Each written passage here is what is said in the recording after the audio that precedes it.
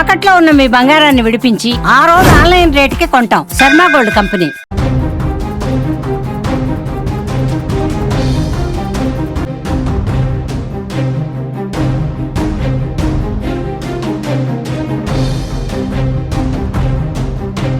పాకిస్తాన్ మరో పనికి మాలిన పని కొడిగట్టింది. ఉగ్రవాదులను పోరాట యోధుల్లా భావిస్తున్న పాక్ వారిపై తన ప్రేమను మరోసారి చాటుకుంది. ఆపరేషన్ సింధూర్లో భాగంగా చనిపోయిన ఉగ్రవాదుల కుటుంబ సభ్యులకు 1 కోటి చొప్పున ఆర్థిక సాయం ప్రకటించింది. ఈ లెక్కన కరుడుగట్టిన ఉగ్రవాది మసూద్ అజర్కు 14 కోట్ల రూపాయలు ఇచ్చేందుకు పాకిస్తాన్ సర్కార్ సిద్ధమవుతోంది. ఆపరేషన్ సింధూర్ సమయంలో జైషే మహమ్మద్ చీఫ్ మసూద్ అజర్ ఇంటిపై భారత సైన్యం దాడి చేసింది. బహవల్పూర్లో ఉన్న మసూద్ ఇల్లు నేలమట్టమైంది. దాన్ని భారత్ పేల్చేయడంతో మసూద్తో సంబంధం ఉన్న 14 మంది అక్కడికక్కడే మరణించడం కూడా జరిగింది. మసూద్ అజర్ అక్క, బావమరిదితో పాటు అతని పిల్లలు కూడా చనిపోయారు. పెద్ద ఎత్తున అతడి బంధువులు హతమయ్యారు. మసూద్ సోదరుడు రవూఫ్ మరణ వార్త కూడా బయటకొచ్చింది.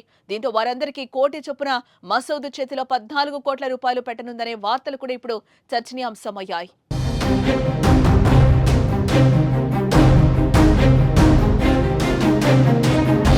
బహవల్పూర్ పాక్లో 12వ అతిపెద్ద నగరం. ఇక్కడున్న జామియా మసీద్ సుభానల్లా కాంప్లెక్స్ నుంచి జైషే మహమ్మద్ టెర్రర్ ప్లాన్స్ వేస్తుంది. దాదాపు 18 ఎకరాల్లో ఉంది.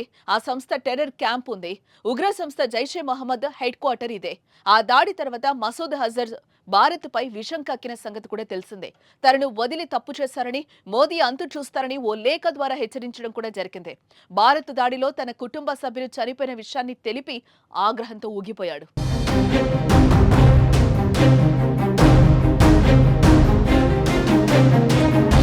భారత్కు అతిపెద్ద శత్రువులో మసూద్ అజర్ ఒక్కడు. ఐక్యరాజ్య సమితి భద్రతా మండలి అంతర్జాతీయ ఉగ్రవాదిగా ప్రకటించిన 56 ఏళ్ల మసూద్ అజర్ భారత్లో జరిగిన అనేక ఉగ్రదాడుల కుట్రలో కీలక పాత్ర పోషించాడు.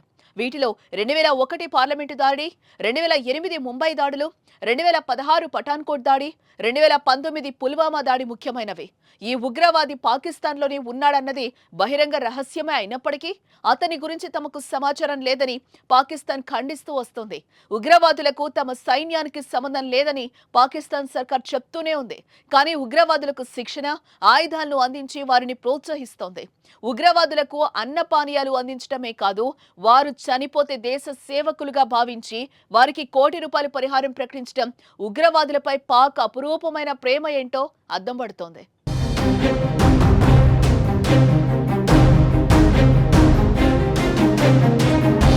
అమాయకుల ప్రాణాలు తీసిన ఉగ్రవాదులు చనిపోతే అంతా హర్షం వ్యక్తం చేశారు.